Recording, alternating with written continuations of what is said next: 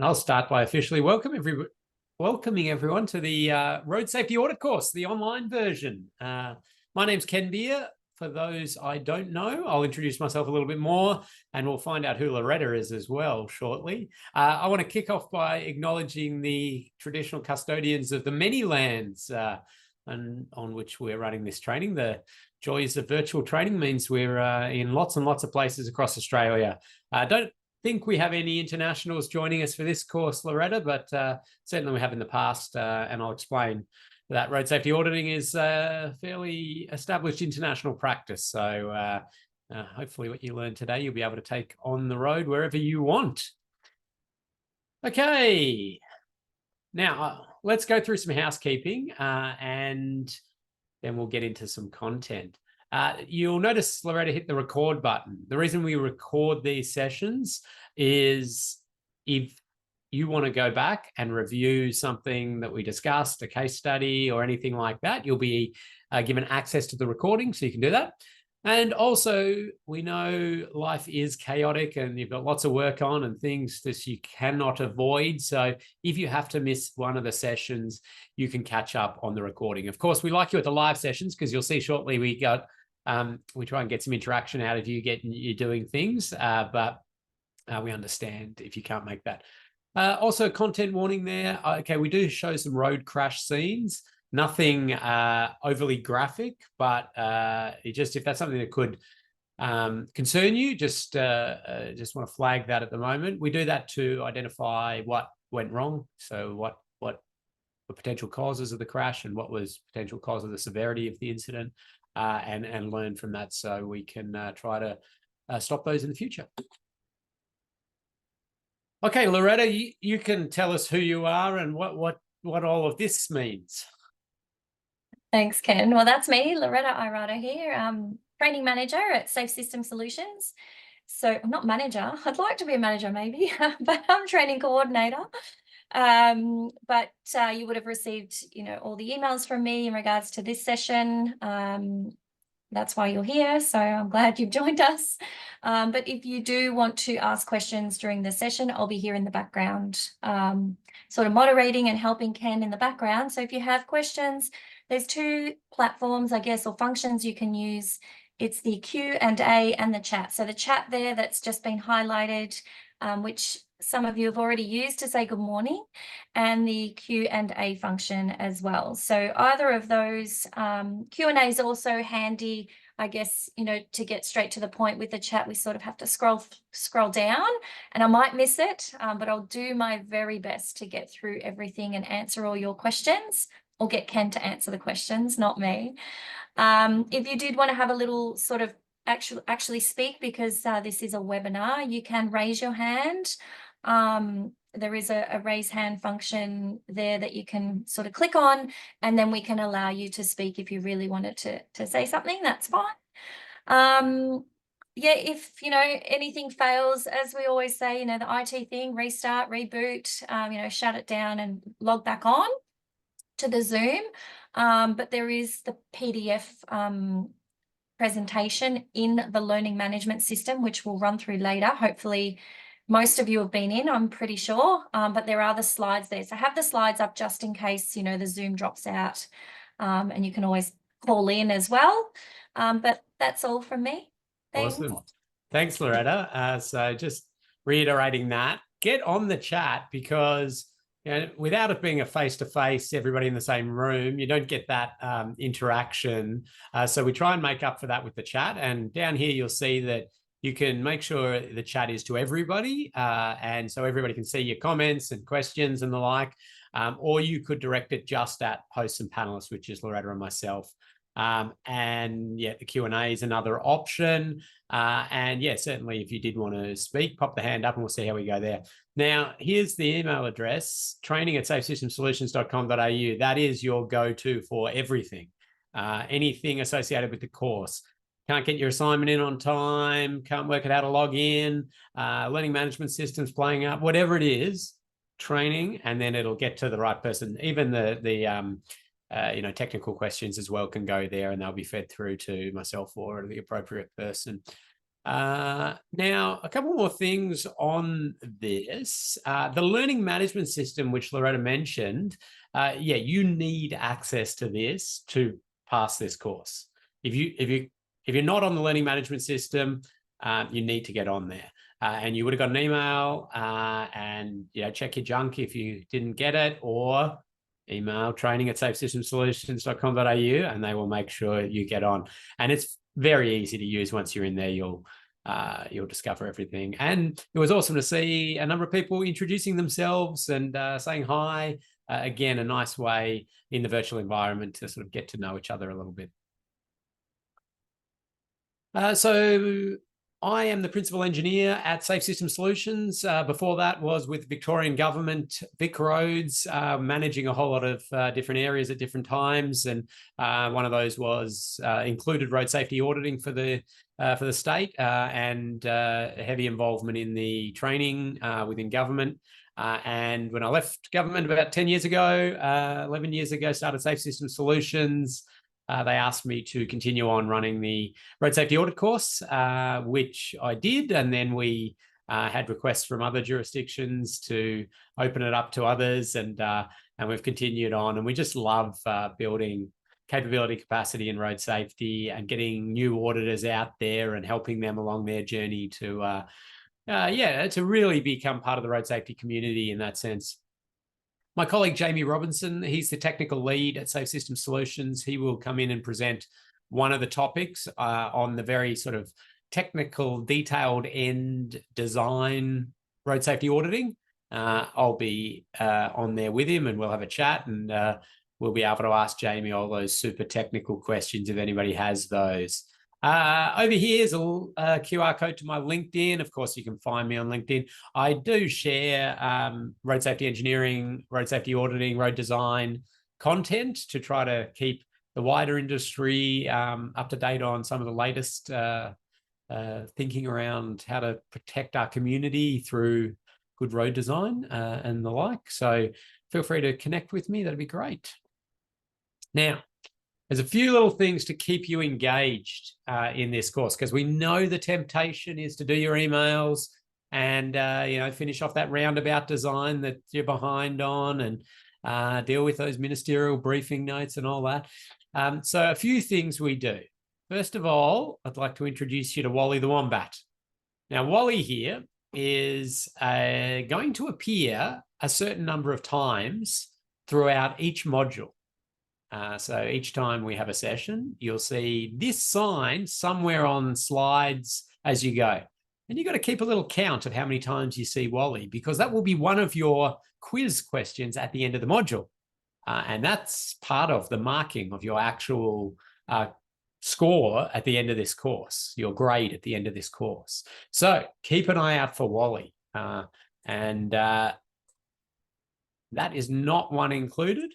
So Wally count is 0 at the moment, but you know what to look out for.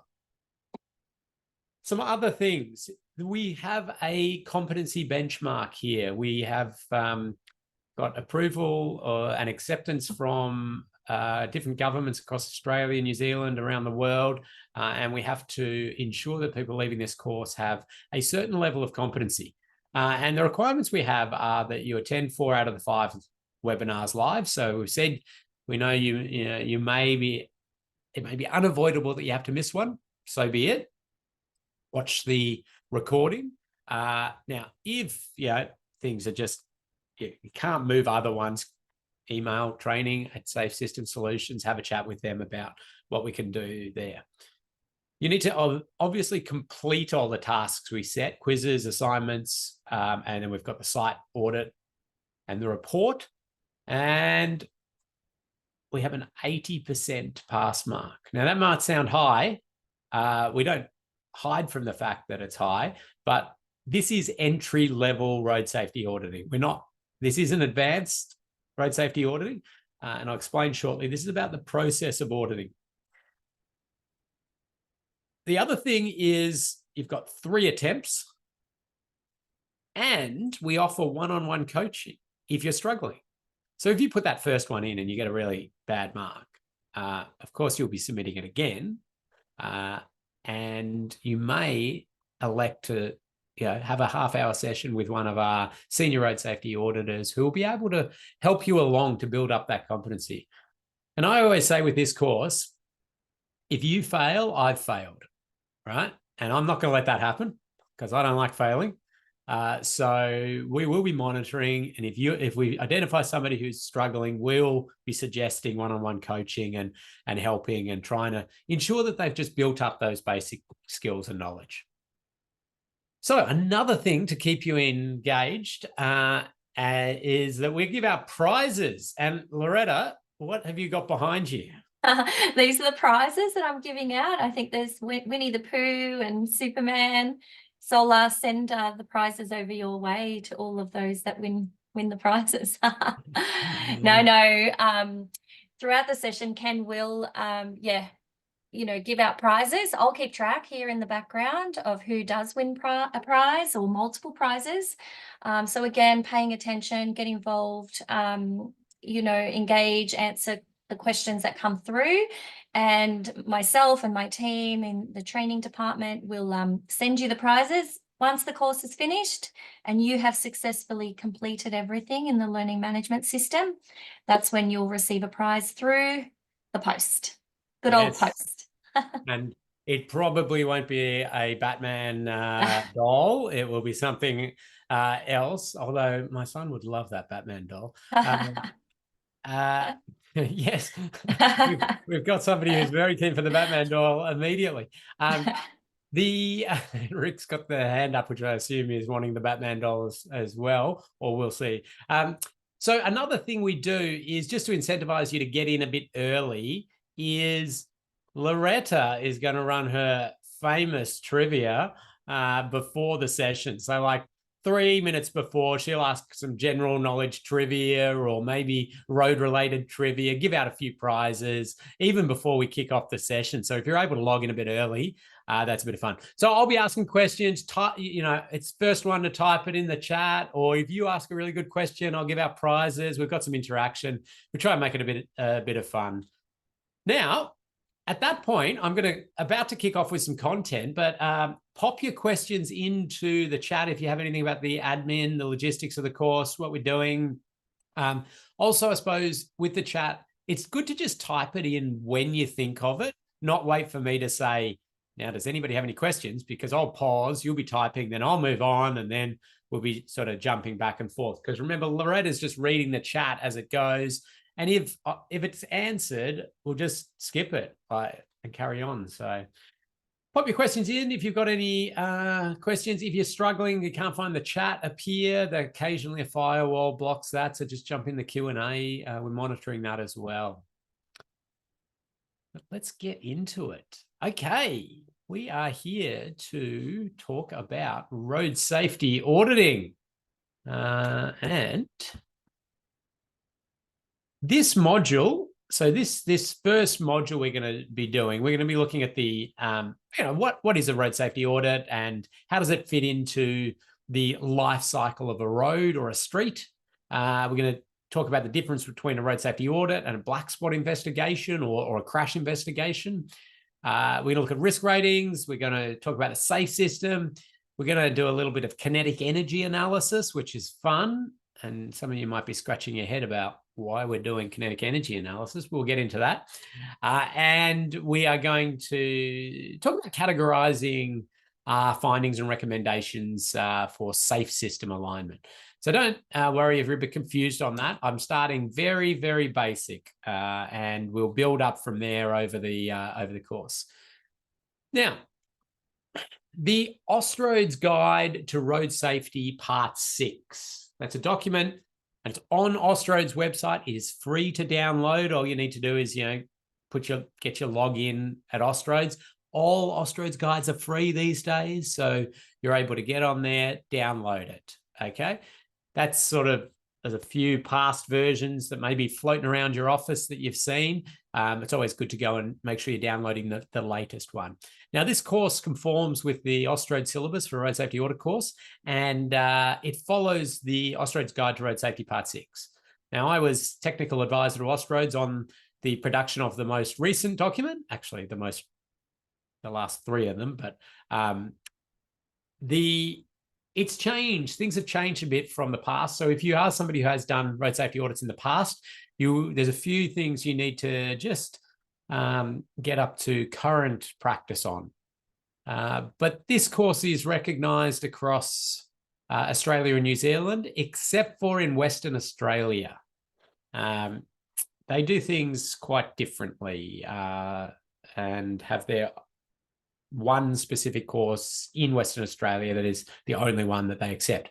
All the other jurisdictions accept a variety of courses as long as they are meeting the competency benchmarks and delivering the right content, which you're in at the moment.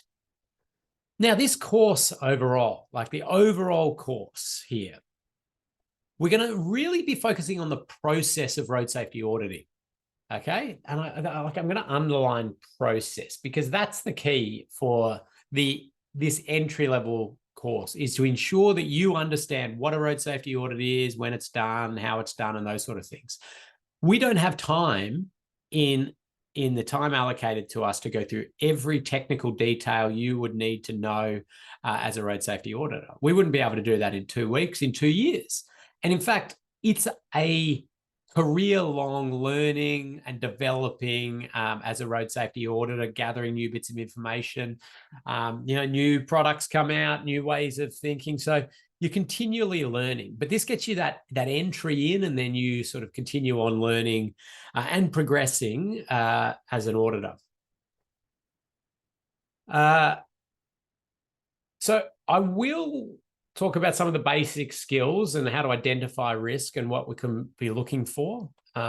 We will ensure that you're doing your road safety audits through a safe system lens, and we'll present examples of common road safety audit issues. So over my 20 plus years undertaking road safety audits, I've identified a number of sort of common issues.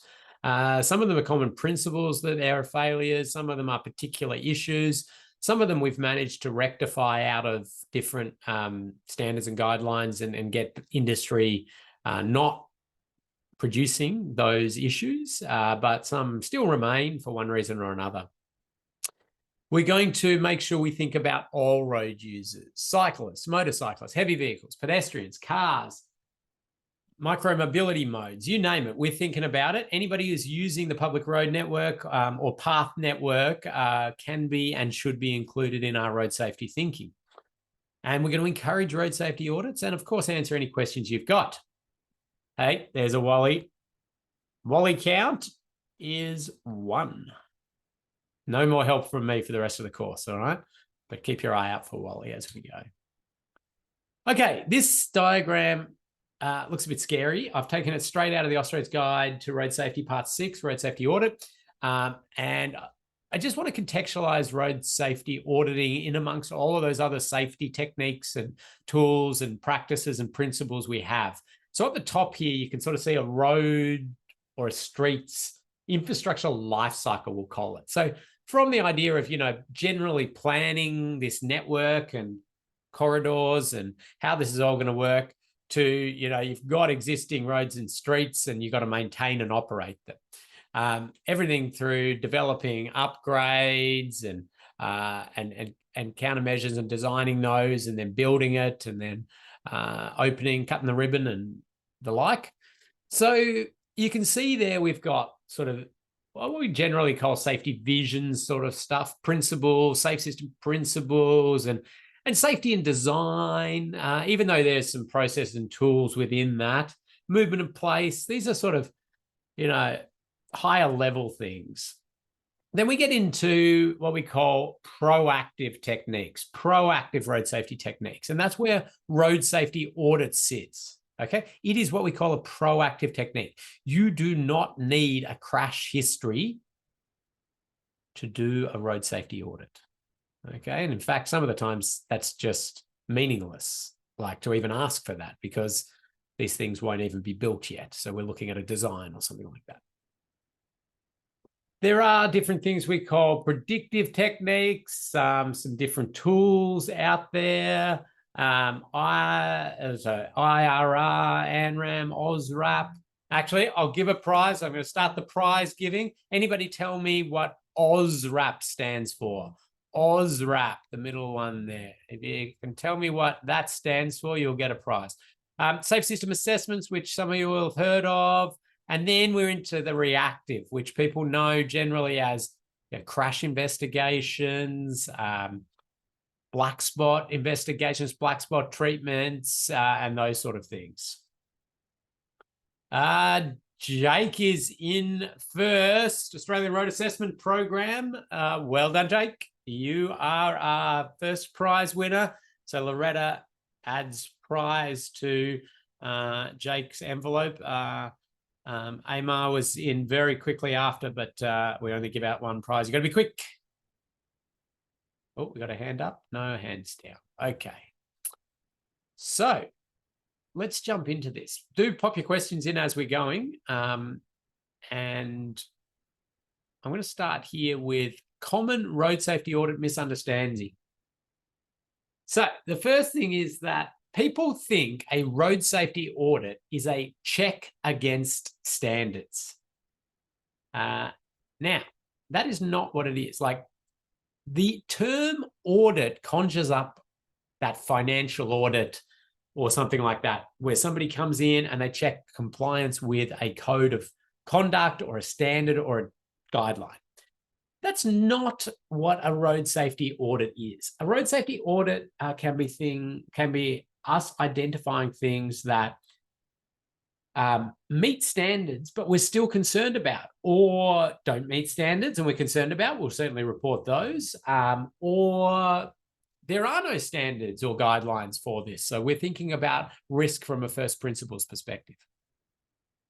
I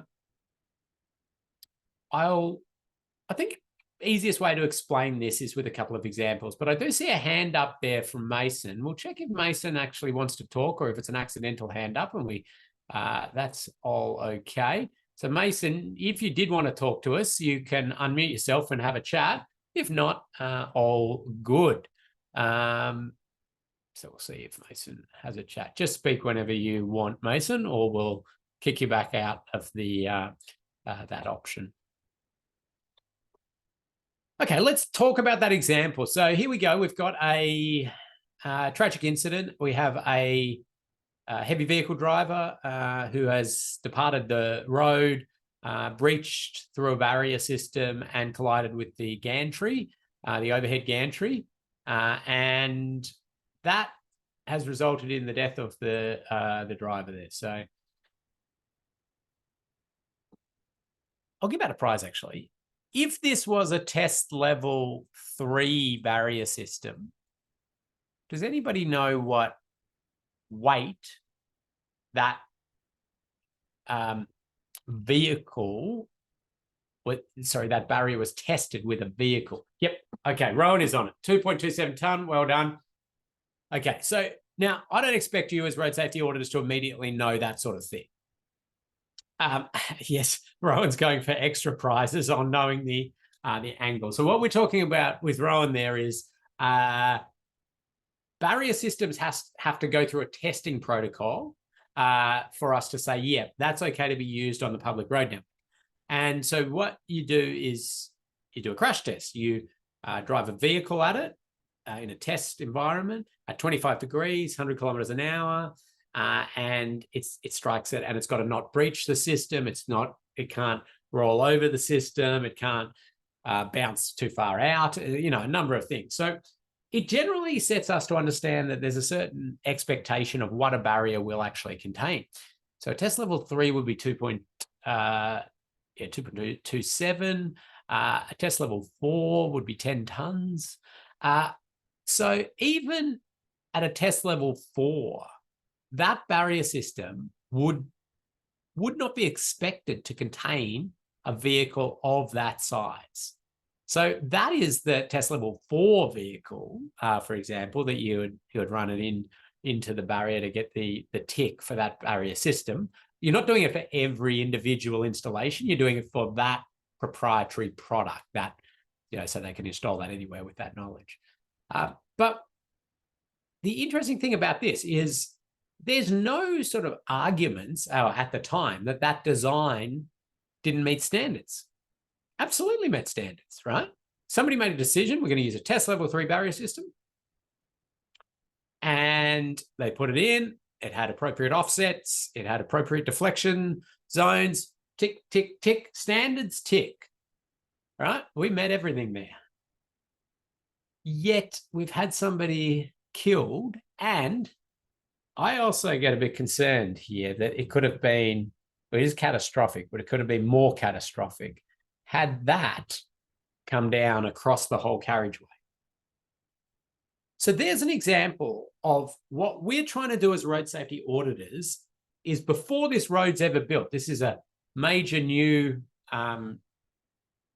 motorway, before it's built, and it's actually not that old, before it's ever built, we want to be able to say, hey, we're concerned about large vehicles leaving the road. We're especially concerned in these locations. Maybe it's over other roads, over rail lines, where there's overhead gantries, where there's big fixed hazards. Perhaps we should look at doing something further to lessen that risk. That's our job in a nutshell there. It wasn't that we went, tick, meet standards, and carry on. Let's look at another one, okay? And I'm going to zoom in on this in a second so we can see a bit of the detail. But there's a huge new development happening down here, like massive development. Shopping centers and apartments and townhouses and all sorts of stuff going on. There's a bit of road duplication happening as well, and they're building a new intersection there to access the development, signalized intersection. Some of you probably know this area if you're based in Victoria. But let's zoom in on their design for this new duplication and intersection. And so if you're a vehicle traveling along in that lane that goes through and happily going along and you want to go straight at the next intersection, and whoa, I'm in a right turn lane, okay? This is what we call a trap lane.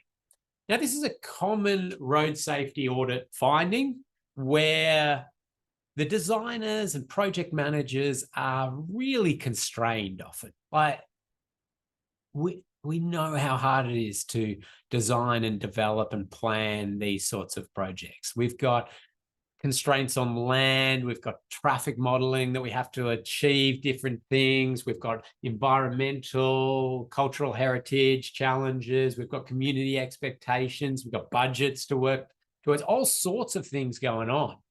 And so sometimes, you know, they're pushing and trying to squeeze bits in, and trap lanes are one of those things that pop into designs a lot. Now, a trap lane, we know, is something that we're going to have an increase in rear end crashes and side swipe crashes at this location, somewhere around here. As that driver identifies, whoa, this is not what I want to go straight, they're forced into that lane change, and they will do it at fairly inappropriate times, often. Now, a trap lane, it's like Austroads and different jurisdictions just like avoid ever actually flat out saying you can't have a trap lane, right? And they say, oh, it's discouraged and the like. Okay. So again, it's not a breach of standards or anything like that, but it's for us to highlight and say, hey, we're concerned about this. This is going to cause injury to our community when you build it like this. Is there anything we can do to lessen that risk? Now, like I'll say this again, like our job is to work with the project because they are so constrained. Like our job is to work with them. We're not some big stick coming in, like, you know, the scary auditors who are going to force this upon us. Well, no, our job is to work with a project team to give them the best possibility to try to lessen risk within the constraints they have. And I see I see an idea's popped in and prize there for our early warning sign, additional direction signage. These are ideas. So 2 prizes there. Thanks, Loretta, because I like people, jumping in with ideas and thoughts. So obviously our first idea is to remove the trap lane, like make it a channelized double right turn, and we have our lane continue straight through unabated. Okay, that would be great. And I'll put that into the audit and I'll say, that's what we'd love to see. But I'm absolutely a realist and say the designer wouldn't have missed this. This is not some error in their design. They absolutely will know that they've had to design this in, and there'll be reasons, right? So what else could we do to lessen this risk if they have to keep it? It's not going to stop me saying first, hey, can you get rid of this? If not, okay, what can we do? And we've got some nice ideas. I mean, there's an absolute ton of ideas on how to lessen this risk. We could do advanced signage. We could do advanced line marking features. We could work with different signal phasings to make this trigger in different ways. We could look at the speed environments that this is all going on to give people more time to react. There's just a few off the top of my head, and I'm sure you could think of some more. All right, let's get you doing a little bit of looking at infrastructure with that critical road safety audit sort of lens. Now, I really want to state this, and I'll keep stating this throughout the course. A road safety audit is not a crash investigation. Anytime I show you a crash and we look at it and we analyze it, the reason for this is for us as auditors to learn from that. Okay, we're learning from it. It's part of the learning exercise. So we can predict that at future sites before it happens. Analyzing crashes and picking away at exactly what happened in crash causation, that is a crash causation study or a crash investigation or the like, okay? There is a lot to be learned from that as auditors. However, this is not a road safety audit, if that makes sense. But I'm going to play you a crash now, and I'm going to play it a few times. I want you to type into the chat things in the road environment, the physical built infrastructure that you believe may have contributed to this crash happening. So I don't want road user behavior like, he was drunk or he was on drugs or whatever like that. Right? I'm talking about the built environment here. What do you think in those particular characteristics of the built environment may have contributed to this crash? So let's play it a few times and just type it in the chat as you think of it. Now we're looking at the back of a dash cam, and then we'll jump to the front as a vehicle passes us. I'll play it a few times, and Loretta and I will monitor the chat.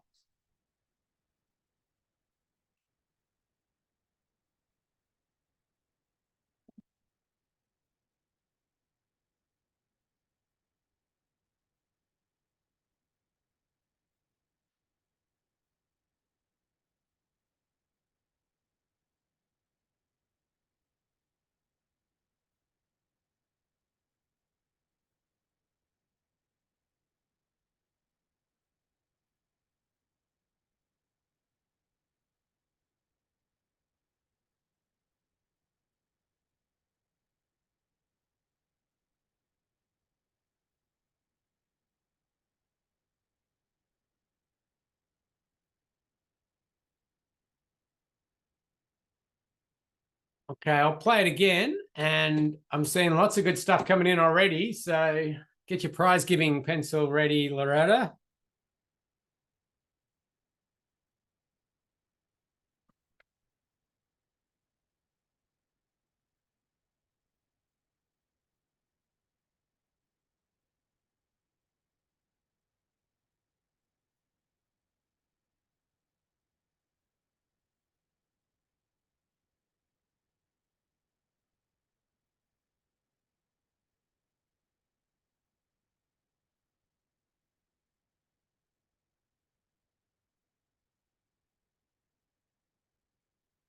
Okay.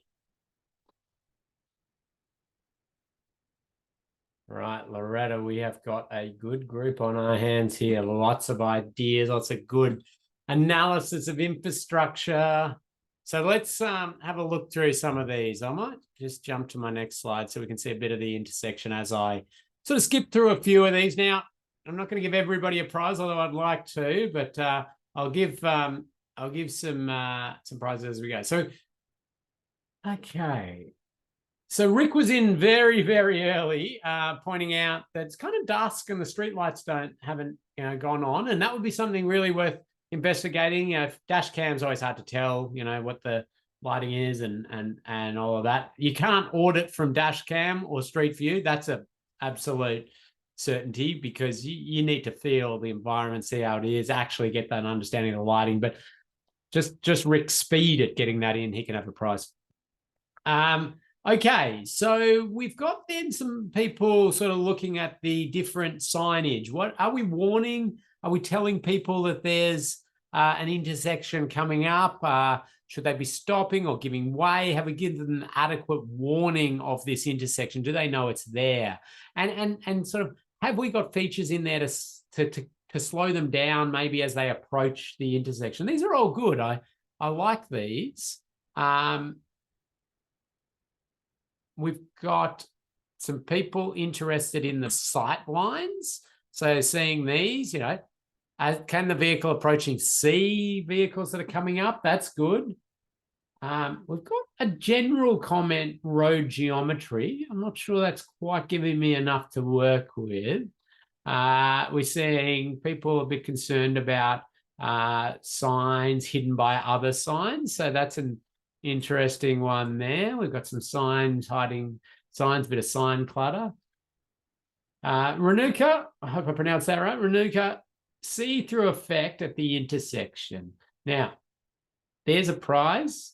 That to me is, and I kind of wanted to give it to road geometry, but I wasn't sure that road geometry was exactly the same thing. But that's sort of the first thing I want to talk to, which is that road geometry and the characteristics of the road environment absolutely trump signs, lines, and lighting and anything like that.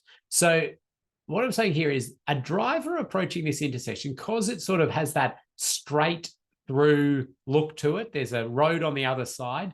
It's got a run of power poles that continues through. It's got a run of light poles that continues through. It creates this avenue effect, like this see-through effect.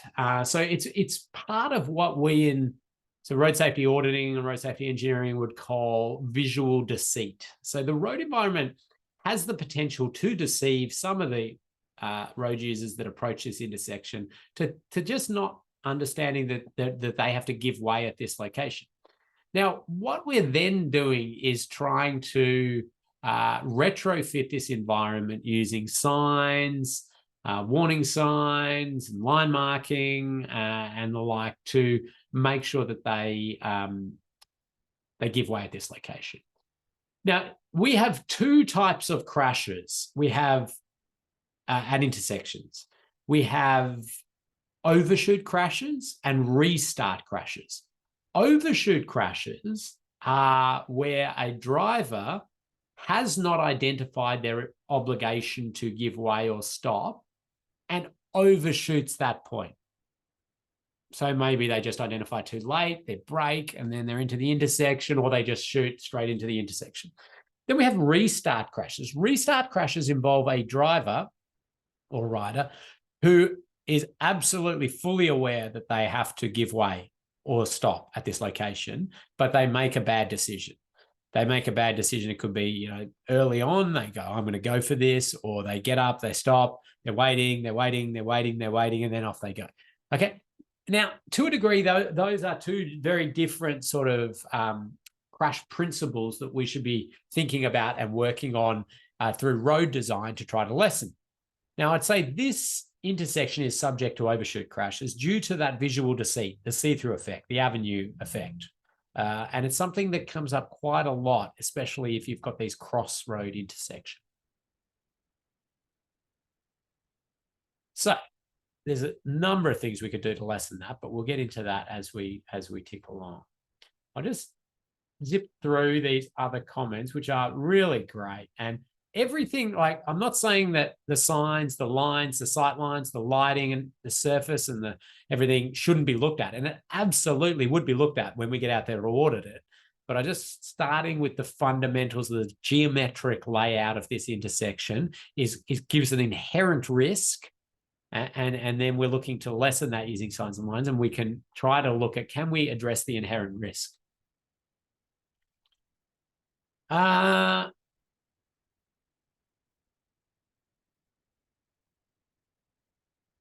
Just sneaking through. And it's great to see lots of you, sharing with everybody so others can be reading this as well.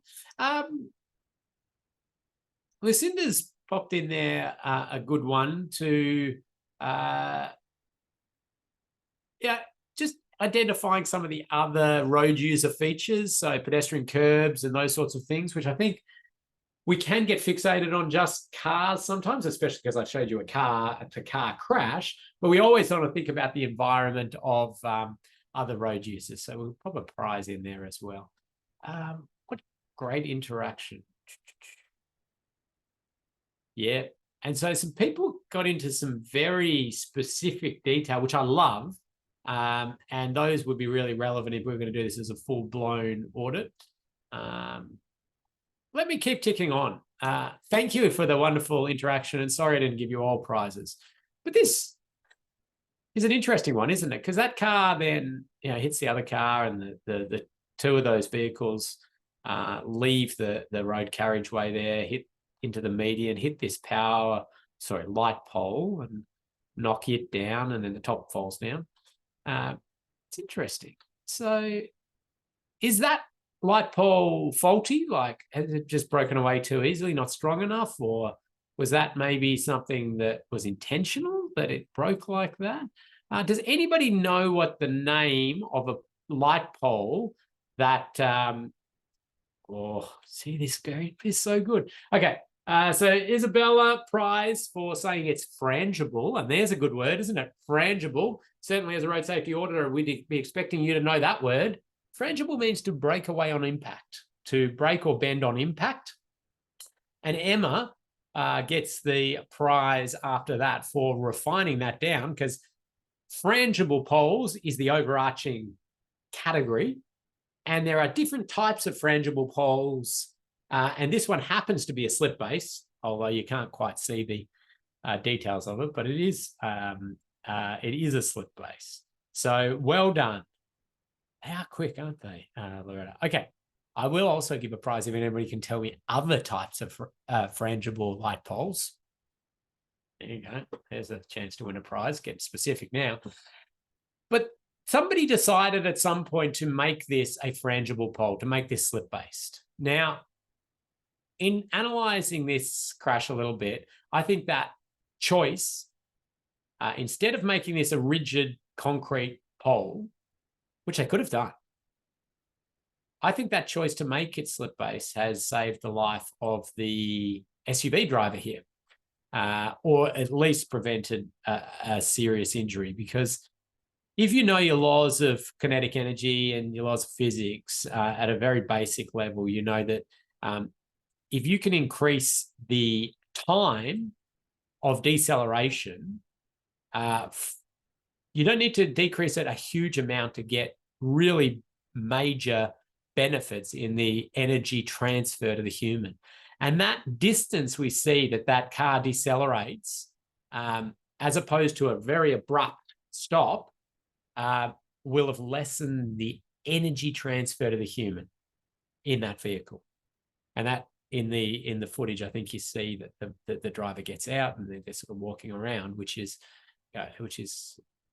very impressive. And it's actually absolutely a life saved by the designer here to make that choice. Now, maybe a road safety auditor was involved and made those suggestions. So Keel's got impact absorbing pole. There's another prize. Well done. I'll come back to impact absorbing poles. That's excellent.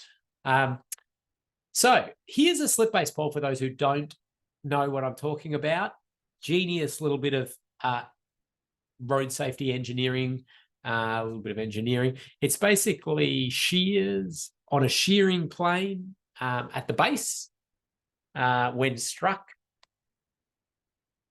And it's got specific bolts and a plate to hold the absolutely phenomenal torque wind loads and vibration loads. You know, the longer you have a lever, the more it's huge pressures down there from that perspective. But to make it then shear when struck, it's a nice little bit of engineering. You can see Max here, one of our senior engineers, senior road safety auditor. He is actually out there checking the height of a fairly recently installed slip-based pole. Because if you get that too high, if it's installed too high, well, the vehicles snag on it and they snag on the rigid part of it. It becomes somewhat useless. If it's too low, again, it's sort of embedded in the ground. It doesn't work as well. If I would prefer it a little bit low than too high, but I like it just within exact tolerances, which is a bit of a standards check. So you can see auditors do a bit of standards checking as well, where it's appropriate. So you may be, as a road safety auditor, given a plan like this, right? You've got new lighting proposed. They're telling you where that is and what type of light poles are going to be there. And you're going to be thinking through a whole lot of things associated with when they put these new lights in, what are the crashes that could happen as a result? So you might be thinking everything from, okay, are there going to be see-through effects created by these new lights, these new light poles? You know, is it going to be blinding? Is that going to glare and stop people being able to see the intersection? But then you'll also be thinking, okay, we're putting these poles in. Where are they being located? What type of poles are we putting? You know, should they be slip-based or frangible or the like? Now, here's a question, and I think Chris may have sort of preempted what I was about to talk about, but let's see what the group has to say.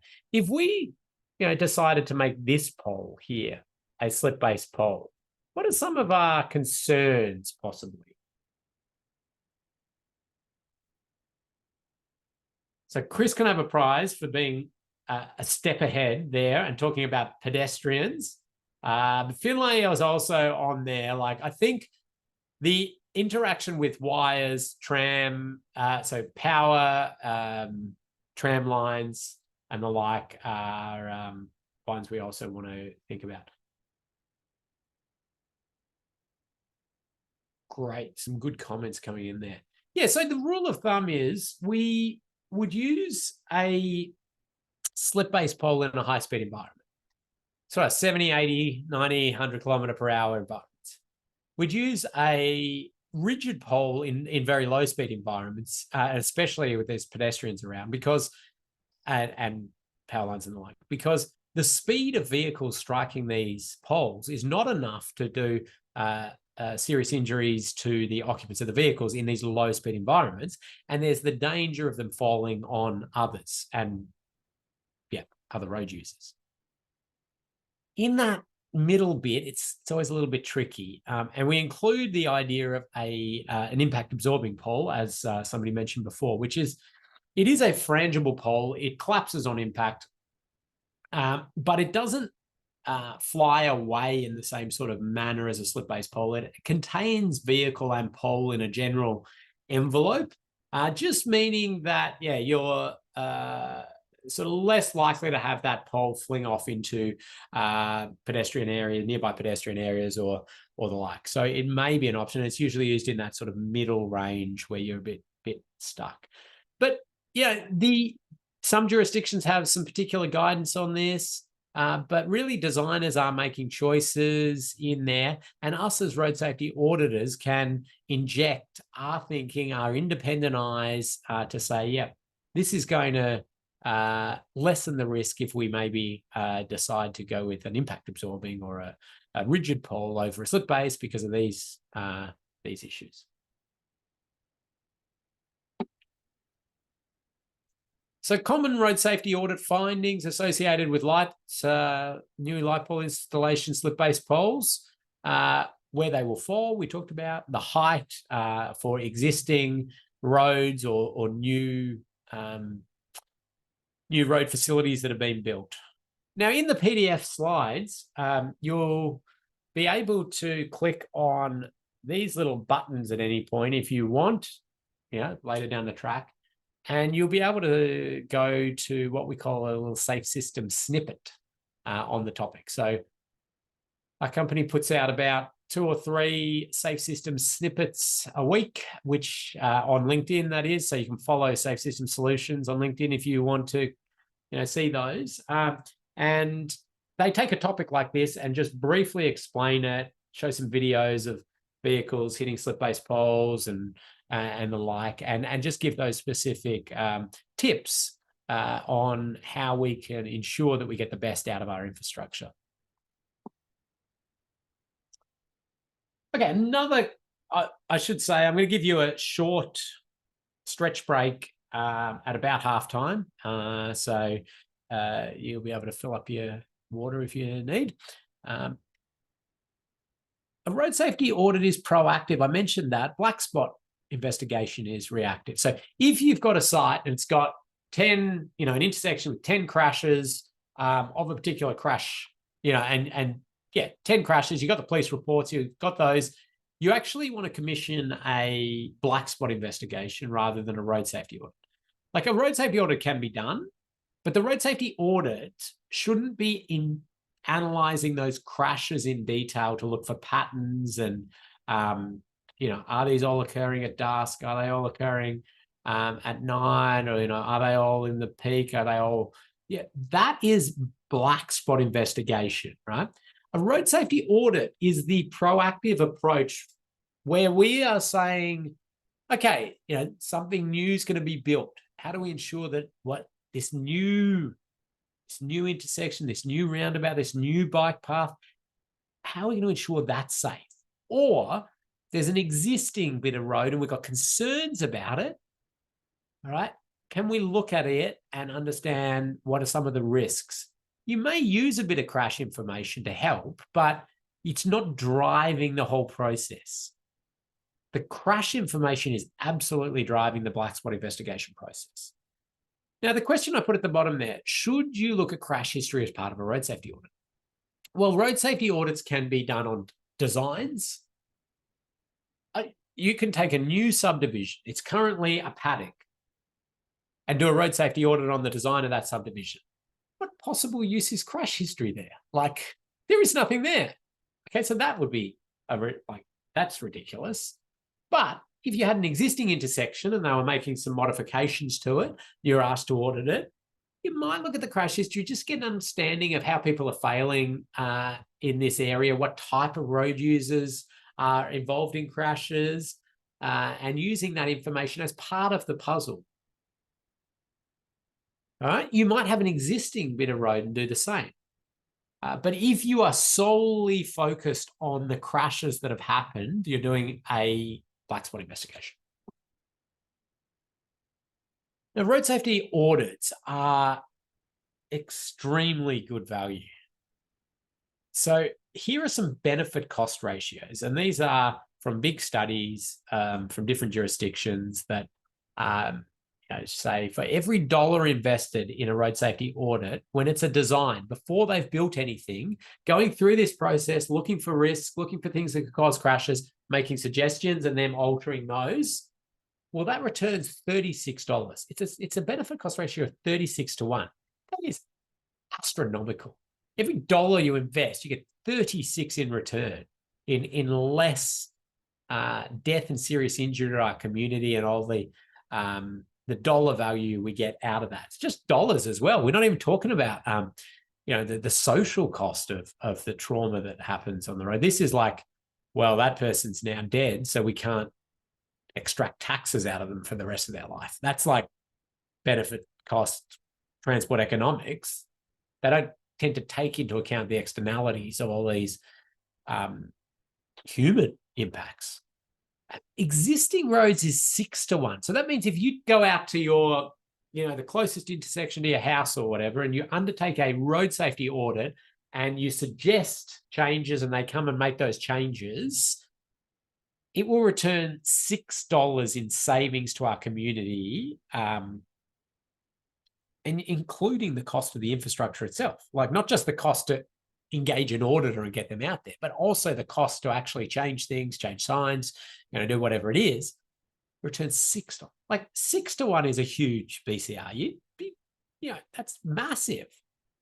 Like this is a wonderful, wonderful investment. This is far better investment than a new sports stadium or a new road tunnel or a freeway, extra lane on a freeway. Like those things, scrape through with a 1.2 or something like that, and everybody's ecstatic. Anyway, so massively good. I will give a quick prize out while I'm on this slide for somebody who can tell me why we get 6 times more benefit cost ratio for design stage than existing roads. Why that's 6 so much more for if you can take a design, do an audit, and you get, okay. So Finlay's on there, easy to make changes. Yep. So that's really the big one. And surrender is there as well with the cost of changes. So we've, I think, got both of them. Gee, people have got to be quick.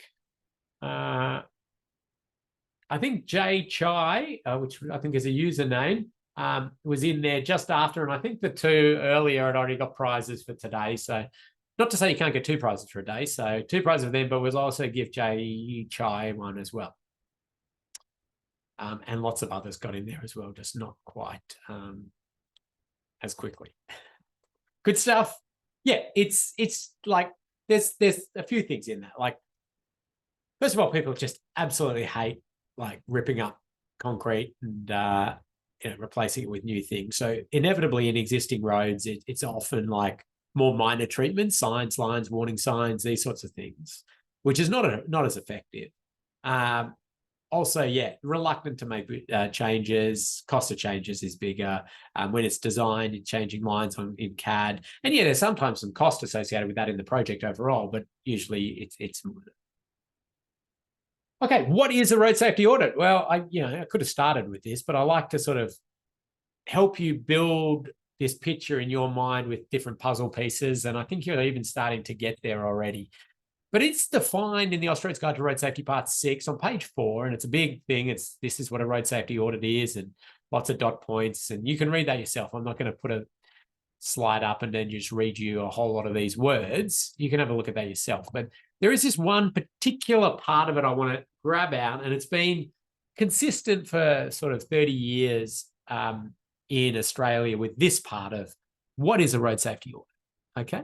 Road safety audit is a formal examination of a future road or traffic project or an existing road or road-related area in which an independent qualified team reports on the project's crash potential and actual safety performance, respectively. Okay, key words here. Formal.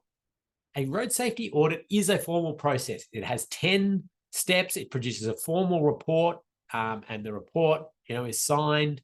Okay, it's not just a quick check back of an envelope, note a few things, have a chat, do it at lunchtime. No, it's a process. You can do it on future roads. So those are designs, plans. Nothing's been done yet, but you are imagining the future and what could go wrong, or existing roads or road-related areas, car parks, shared paths, anything like that. Now, we do this as independent teams. Independent. You cannot undertake a road safety audit of your project.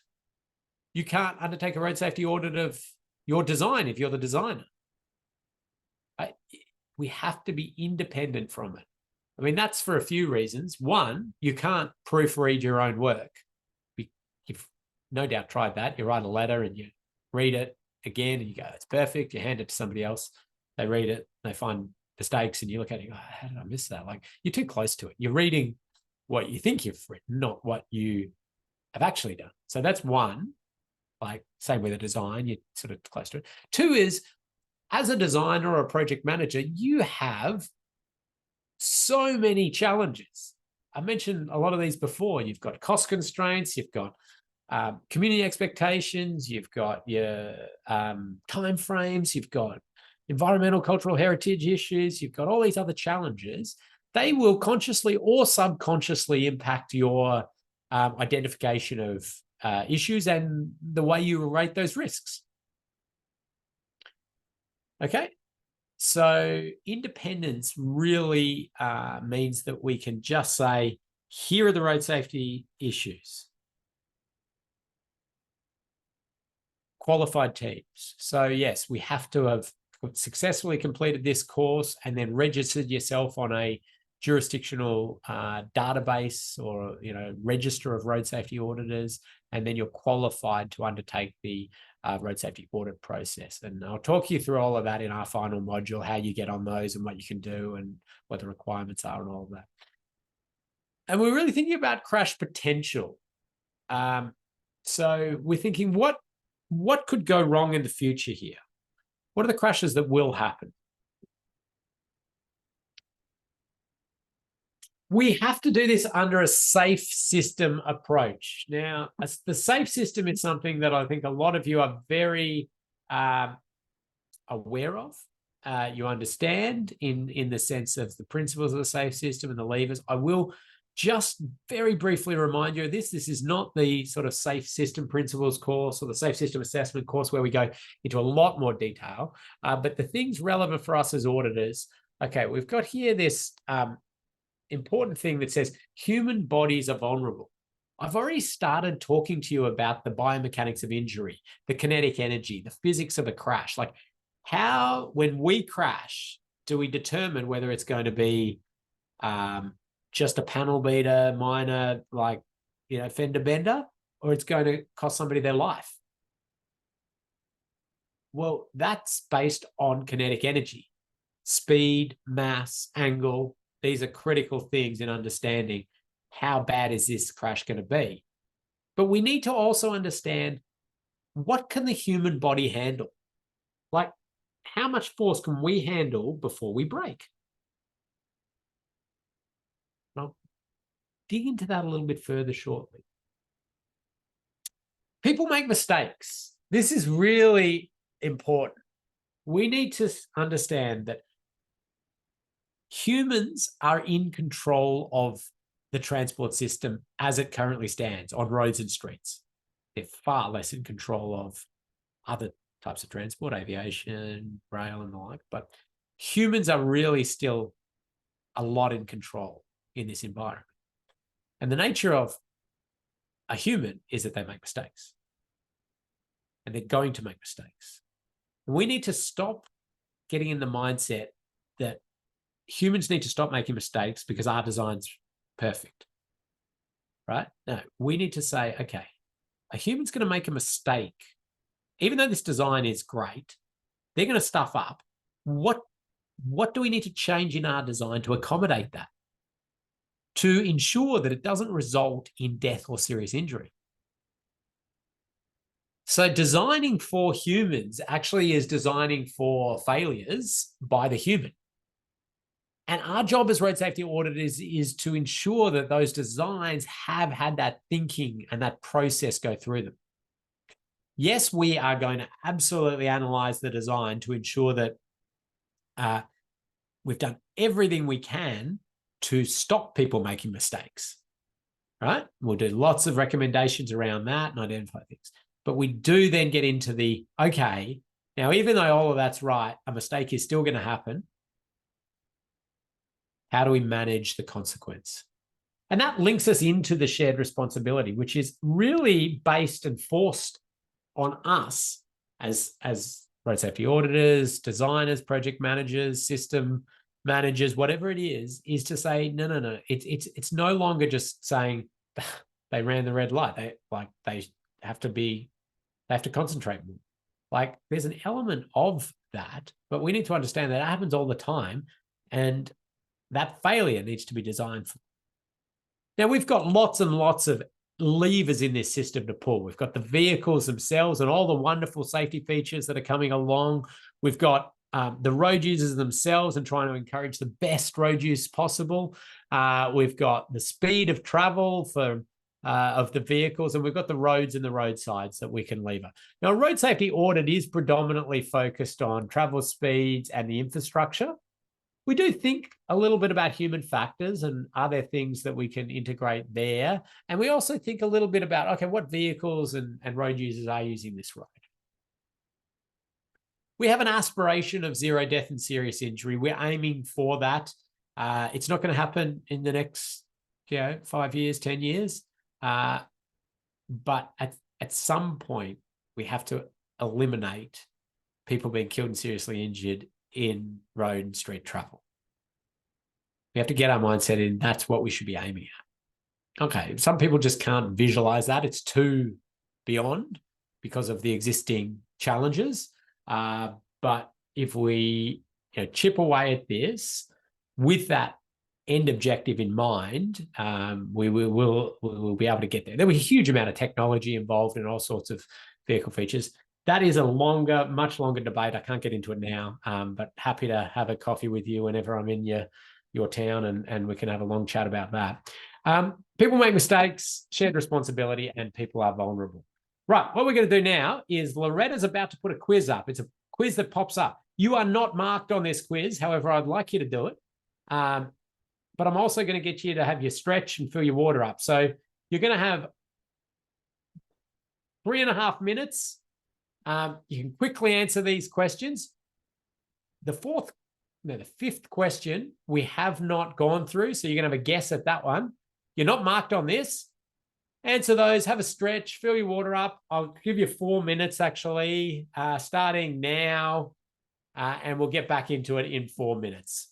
If the poll hasn't popped up on your screen, that'll be your firewall blocking it. Don't worry.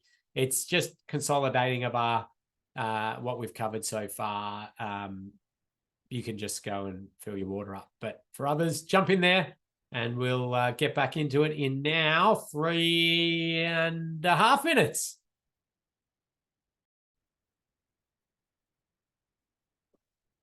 All right. 5, 4, 3, 2, 1. Let's hit stop there. Great response rate. Let's have a look how people went. Okay, true or false? A road safety audit is another name for a check against standards. Oh, almost got everybody. Somebody maybe read the question wrong. It is not a check against standards.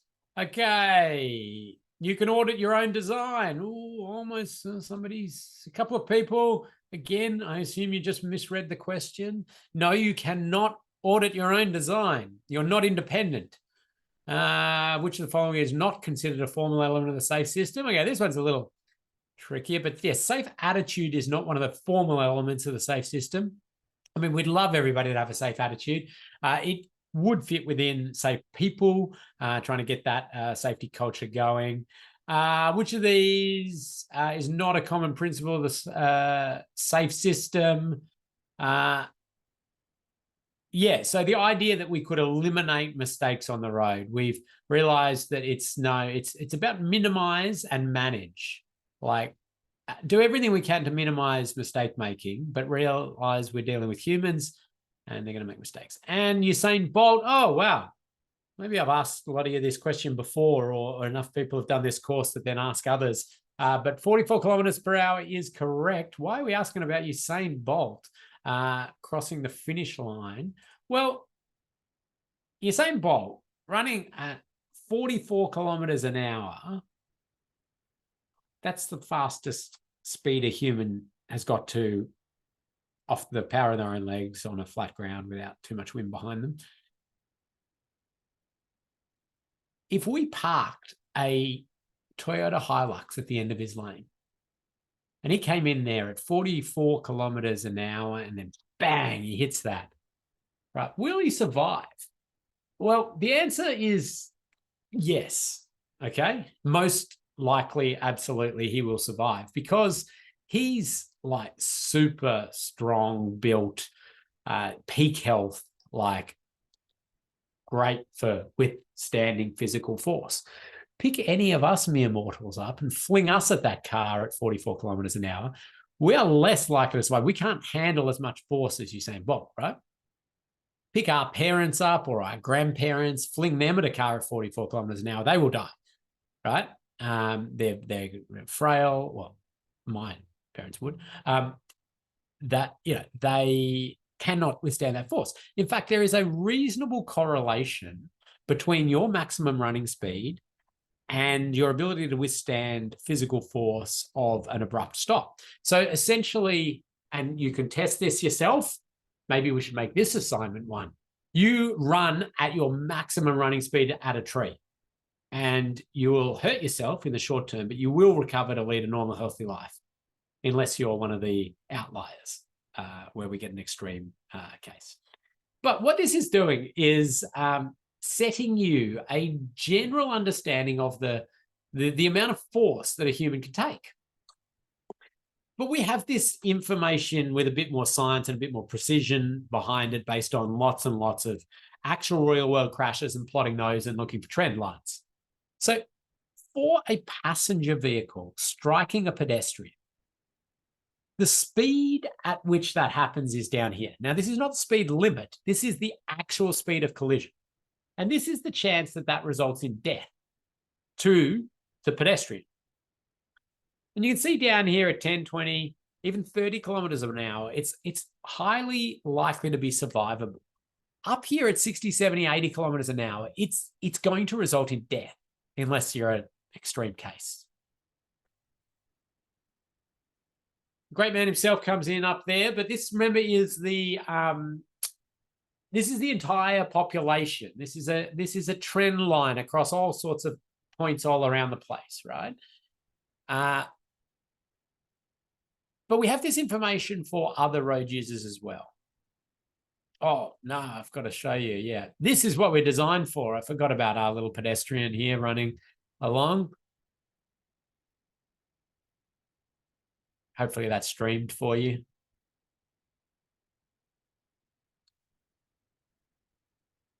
Yeah, you go, oh, that would hurt. But that's survivable. He broke some ribs. Okay, he came back the next year. He won the gold medal. Like, we're designed to withstand that force. But when we crank it up to 80 kilometers an hour, we are not designed to withstand those forces. And we have this for other crash types because, of course, passenger vehicle hitting pedestrian is only one type of crash we see out there, which is killing and seriously injuring our community. Let's look at a right angle crash between passenger vehicles. Okay, this is where the bullet vehicle, and this is the bullet vehicle in crash terminology, and this is the target vehicle. So the bullet vehicle's speed is down here, this collision speed. Target vehicle, well, it could be just pulling out, so hardly going any speed at all. We can see down here 30, 40, even up to 50 kilometers an hour, it's fairly survivable. Up there around 80, 90, 100 kilometers an hour, it's not survivable for the occupant of the target vehicle. They will be killed. And we have this for head-on crashes as well, where we see up there around 50, 60, 70 kilometers an hour, it's survivable for the occupants of the vehicles. Now, this is the speed. So 70 is the speed of each vehicle. So that's 70 and that's 70. So it would be like a closing speed of 140 back to just force on the human body. It's a 70 kilometer per hour crash because that's, you think about deceleration of the human body to understand the biomechanics of injury. So as a vehicle comes in, two vehicles, same mass, same speed, that wouldn't actually happen in that way in the real world, but they crash and the occupant of that vehicle goes from 70 kilometers an hour to 0 in a very short period of time.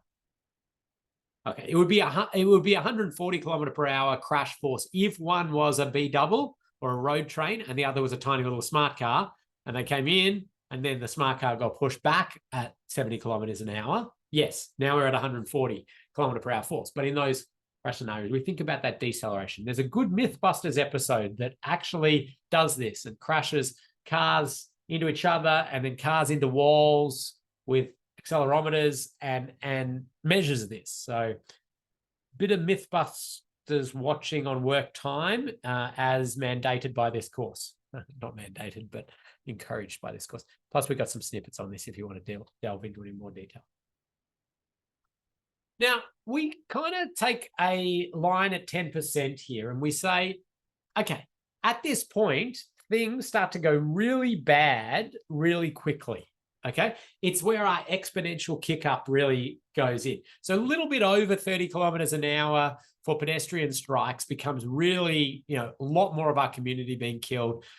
50 kilometers per hour for those side impacts, 70 kilometers per hour for that head-on crash. We know it goes really bad really quickly after that. So those points are kind of important in our thinking. We call those sort of safe system threshold speeds. And we'll delve into that a little bit more detail as we tick along. So you can see some impact speed thresholds here for other crash types. So I just popped that in there where we talked about head-on. We've added in here like run-off road, side impact into a pole. And you can see only around the 30 to 40 kilometer per hour mark. I mean, side impact into a pole, a rigid pole, is a horrifically energy-intensive crash type.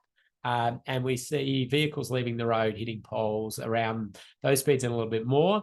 And the side of the vehicle, very poorly engineered for crashes. Okay, side curtain airbags doing a little bit, but hardly anything at all, compared to the front of a vehicle, which just goes crumple zone, airbag, seatbelt, just like impact absorbing, like characteristics through the front of the vehicle. The side of the vehicle, woeful. Anyway, so very, very low speeds for that real death and serious injury. Okay, I'm going to move. Oh, Loretta, was there a question? Yeah, just on the previous 2 slides ago on the graph, question came through, are the graphs moving further to the right with updated vehicle design? Do they regularly update these threshold speeds? Yeah, excellent question and a prize-worthy question, of course, because so the answer is, okay, vehicle technology is getting better, absolutely. And vehicle safety characteristics getting better. We get lots of things. Humans are not changing in their biomechanics of injury. Like, we're not evolving quickly to withstand more force. But they do go up in terms of those fatal characteristics. And there's a number of people around Australia and around the world looking to update these with more modern vehicle crashes. The extra challenge we've got, and I'll jump back to here. Okay, this is only fatal. We actually want to think about serious injuries as well. So that's one reason. So if you plot serious injuries into this, it moves things down a bit. The other is that, we take these threshold speeds, there is residual down here that we're still worried about. Okay, so all of that sort of combined means we're still sticking with that. We're stuck with those speeds, threshold speeds, for a while, and we'll continue to do that. We'll monitor research, but I wouldn't say it's updated frequently at all, but there are lots of people looking at it. Good question. Okay, I'm gonna move a little bit fast through this because at the end of this session, we're going to give you an assignment. Okay, don't need to, cancel the rest of the week's plans because it's not a big assignment, but I do need time to explain that to you, and Loretta needs to show you through the learning management system, so I'm going to have to move fast.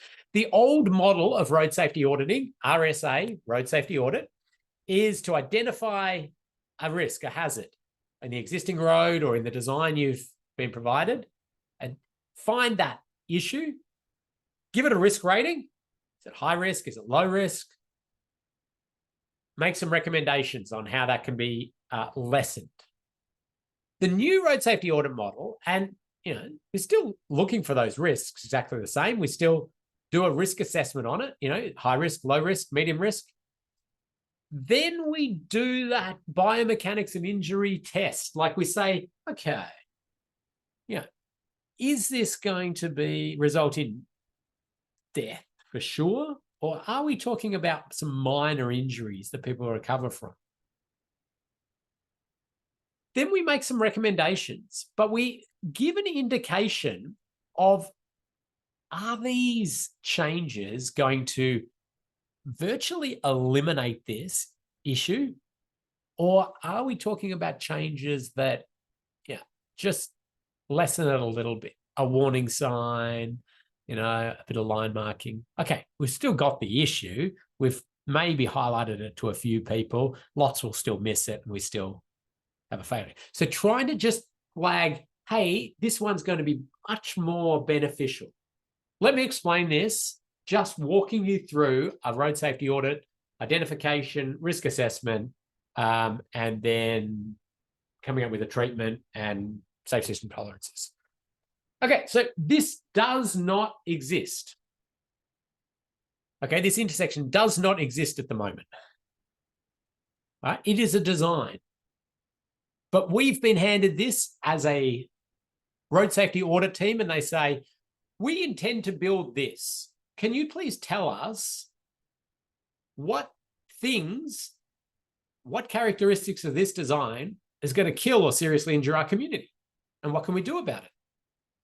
So they're saying to us, can you find things that we can do to make this better? Okay, so the first thing I want to look at in this design, we can pick on, lots of bits and pieces and analyze it. But I'm just a bit interested in a vehicle here, looking up here to see if they can make their turn out here. And maybe another vehicle in here making a turn there, and a vehicle coming along there. Sort of a dynamic visual obstruction, we'd call it, or a masking. For those a little confused about what I'm just scribbled on there, let's show you in detail. Here you can see a vehicle sort of coming up to the hold line. You can see a truck there, and just on the shoulder, you can see that white car. So let's go a little bit further forward in time, and you can see there, the vehicle's there, the truck's turning left, the white vehicle is going to go through, and this silver vehicle at the hold line will think, okay, as soon as that white car's gone is my chance to make my turn. But the whole time, this other vehicle has been masked by the truck. It's called what we call dynamic visual obstruction. It's a sightline impediment that is moving. That's not always there. Dynamic visual obstruction. So our job as auditors was to say, hey, okay, we think that this crash could happen when you build this. And we then write that up. Now, a few things that I'm very, very interested in ensuring that you come out of this course with is an understanding of how to structure the writing of an audit finding. And I'll tell you now, if you want to get a good mark in this course, listen up as I explain this slide, because the markers of your audits will mark you on ensuring that you have written the finding up in accordance with these principles. Okay, the first thing that I really encourage is any possible way you can put a snip of the design or a photo from the site, anything to articulate that finding visually. That just helps everybody. But then we have a little recipe or a little formula that you can use to ensure that you're covering off the key elements of a finding. So the red there, that is the issue. For this intersection, blah, blah, blah, blah, blah, vehicles using the left turn lane may create a dynamic visual obstruction for motorists at the hold line looking for through vehicles. Okay, we've explained what this diagram has shown. Then you specify exactly what the crash is you're concerned about here. This increases the likelihood of right-through side impact crashes involving vehicles turning out from the side road. Okay? So we're not talking about rear-end crashes. We're not talking about pedestrians being struck. We're not talking about run-off road. No. We're talking about a right through crash. So this vehicle or this vehicle coming out and getting struck by that vehicle. That's the crash we're interested in for this finding. Then we talk about anything that is influencing the risk of this happening.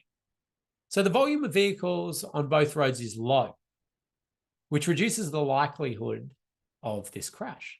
However, the proportion of large vehicles turning left into Epsom Barnawatta Road increases the chance of dynamic visual obstruction. So those are examples: traffic volume, speed. Could be this is going to be worse at night, or this is going to be worse when it's raining or snowing or whatever it is. And this last one here, this is any standards or guidelines that are not being met, if applicable. You do not need to put this purple one in at all. If you don't know of standards or guidelines, or it doesn't need to. This one has been put in, the design is consistent with Austroads and VicRoads design guidance. The auditors still believe it presents a safety issue. So that's an interesting one where the auditors are acknowledging and saying, hey, we know you designed this to standard. Doesn't mean it's not going to kill and seriously injure people. And we're putting it out there.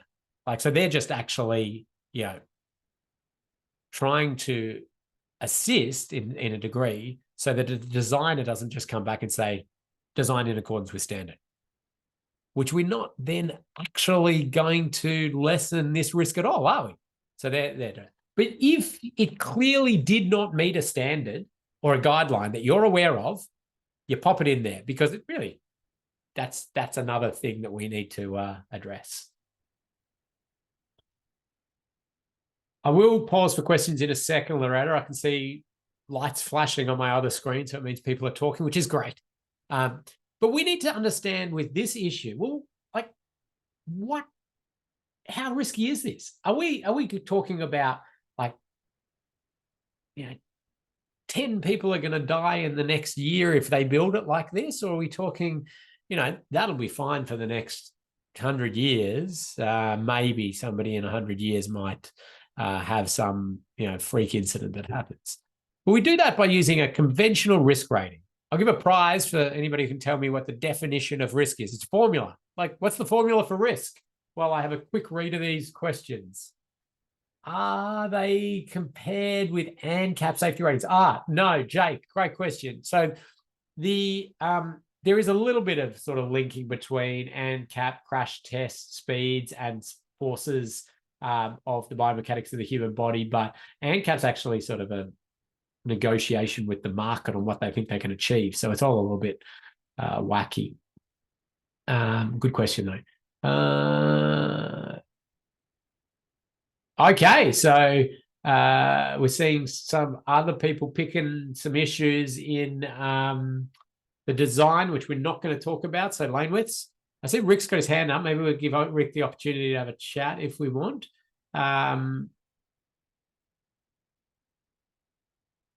Yes, good. People are doing well here.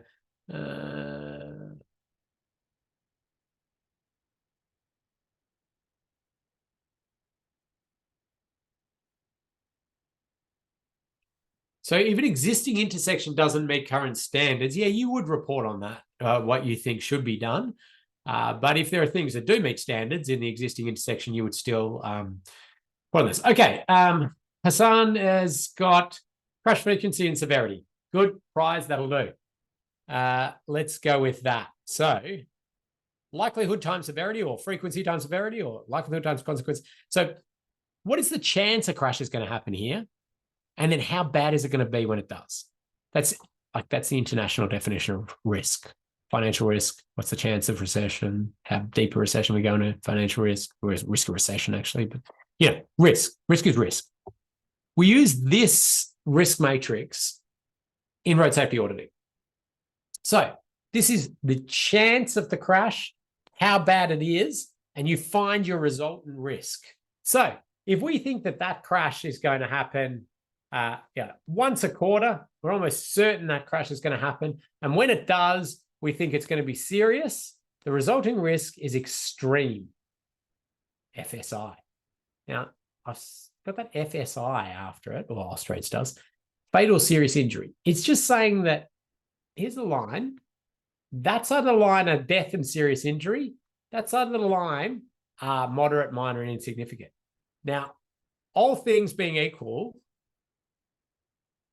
we are more okay with that high risk than that high risk. Okay? We don't want that high risk, and we'll work to try and lessen it, but that one is worse. So with the FSI notation is showing that specific issue. So we say, okay, we think this is going to be rare at this location because really a lot has to line up for this to actually result in a crash, right? We have to have somebody here exactly at the time that there's a heavy vehicle turning there and a vehicle has to be masked. And critically here, this person has to actually go and this vehicle has to not have enough time to stop. And it actually, there's a lot of things that have to line up for this to happen. Plus, I know sort of generically, there's a lot of intersections with these characteristics. And we do see a small number across Australia, or a handful of these across Australia every year where people are killed. But there are like thousands and thousands of these types of setups. So for us to say that, this is going to happen every year and there's going to be death, it just doesn't pass the pub test when you work it backwards like that.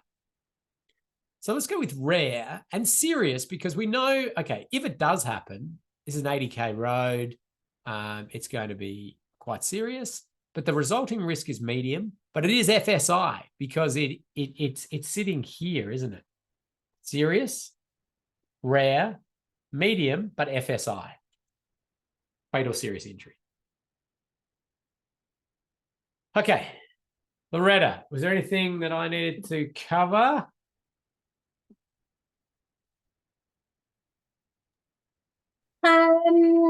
No, just another sort of comment there from Chris, a factor of the likelihood and severity associated with a hazard. That was the last one that came through. But yeah, we've covered everything. Doing well. Thank you. Loving this interaction from everybody. Thank you. Okay. So we've identified an issue here. We know what we're concerned with with this design, one specific thing. You'd have lots of issues in your phone. We just picked on one for this example. Then we've gone, all right, and this is how risky it is. We say this is medium risk. Now we want to help them lessen this risk. And so we go, okay, what could be done? Now, there are just heaps of things we could do to lessen this risk. I mean, we could change the intersection form itself. We could offset the left turn lane. We could slow the speeds down. We could, put signals up. We could put warning signs up. We could change the skid resistance. We could, there's just so much we can do. This is where it uses a bit of your existing knowledge and expertise and understanding of, what is appropriate. And we make some recommendations. It's for them to work out. Like, we are not the designers. We're not the project managers. We're just saying, hey, we've identified this. It's a medium risk. And here's some ideas. Now, what we're doing these days, though, is being a little bit more helpful and saying, with these ideas we've got, some of them we're going to pull them out of this primary bucket. And I call it a bucket because it's like a bucket of all sorts of treatments. And some of them we're saying is out of this supporting bucket of treatments. But primary treatments virtually eliminate the potential for fatal and serious injury crashes occurring associated with the foreseeable crash type.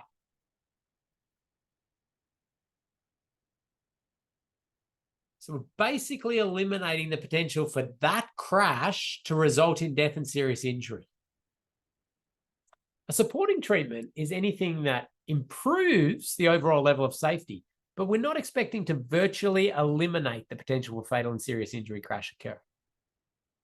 So some examples of things that sit in the supporting bucket are lighting, skid resistance, line marking, opening up sight lines, anything like that, where you go, okay, we are reducing the chance of this happening, but if somebody's texting away or they're half asleep or the like, or they're just, thinking about something else, we still have the opportunity for that crash to happen at the same speed, at the same angle, at the same force. Primary would be things that actually like slow vehicles down at that location, change the angle of crashes or the like. Things like a roundabout, or like eliminate the possibility of it altogether, like an overpass or these sorts of things. Now, some of these are wildly not feasible for, this particular project, and you've got to be a little bit conscious of that. But what we tend to do is then make our recommendations, and maybe if there is just one absolutely blindingly obvious thing, just say the one thing. But in most of the times, we've identified something and we're going, oh, like, we would love you to build a roundabout here. So it says here, implement measures to reduce speed or angle at this location. This could be achieved with a roundabout. That is a primary treatment. If this cannot be achieved, implement measures to improve sight lines at this location, such as increasing the offset of the left turn lane. So, just have a buffer there, move the left turn lane down here. Or relocating the hold line forward, provided it can be done so safely, moving that, forward there. Now, that's sort of acknowledging, hey, actually, there could be some other dangers with that. So have a good think about that. Like, not our job to do their full redesign and then, and the like. We're just throwing some ideas out there.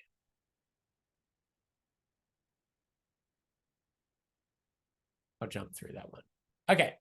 To be categorized as a safe system primary treatment, it's either got to address the consequence of the crash. So we're going to lower speeds or angles or improve or, put barriers up to manage energy or the like.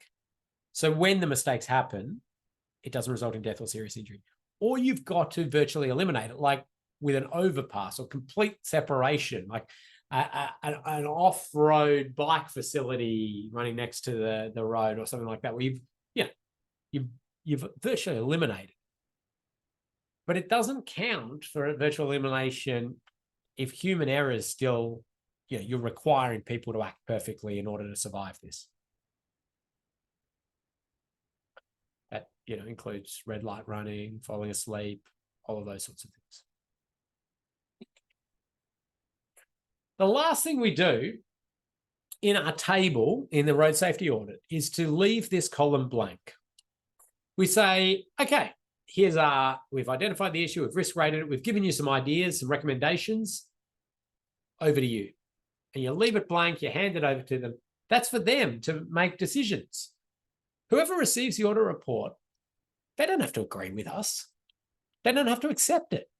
They can say, no, don't accept that. You've misinterpreted the plans or something like that. Or no, we disagree. Here's some research from the UK that says, this is not an issue. Whatever it is. Okay, they're well within their right to do that.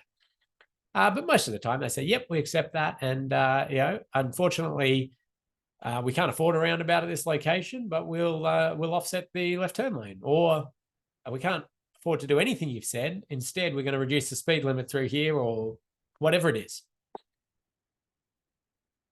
So I've got another example in here that I want to sort of just work through. I'm going to move quickly because I got lots to cover, but you can see here immediately, this is a different intersection now.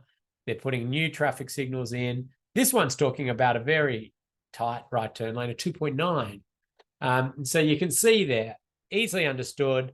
And then if you read through that, it's going to have the formula, the issue, the crash, the things that are influencing risk. And this one actually has some standards and guidelines where it's saying, Australia's road design guide states that minimum lane width should be 3.3. So this one actually just goes, hey, you haven't met standards. We're worried about it.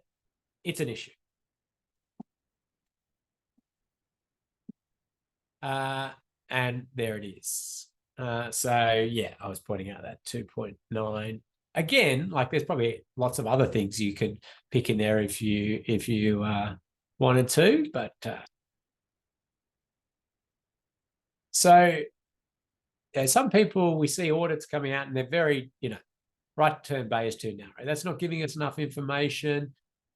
This is what I call a fair one. At least they've told us which right turn bay, so we're aware of it, where, and what the actual crashes are, and a bit of that.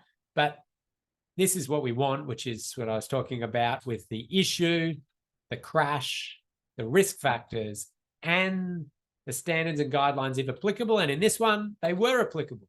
Like, this just does not meet standards. Okay, and we were concerned about it anyway.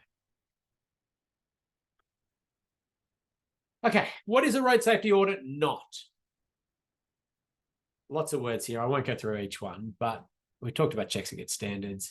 Okay, we're not there to assess the overall merits of their project. And let me tell you, in my audit, some of the projects I've done road safety audits for, I've just gone, this is the stupidest investment I've ever seen. Like, I'm angry at my government for investing in this, but that's not my job. Like, that's not my call. Okay, I can write another letter as a citizen and, get angry at it. My job is to simply tell them what they're about to build and what in that will cause death and serious injury to our community.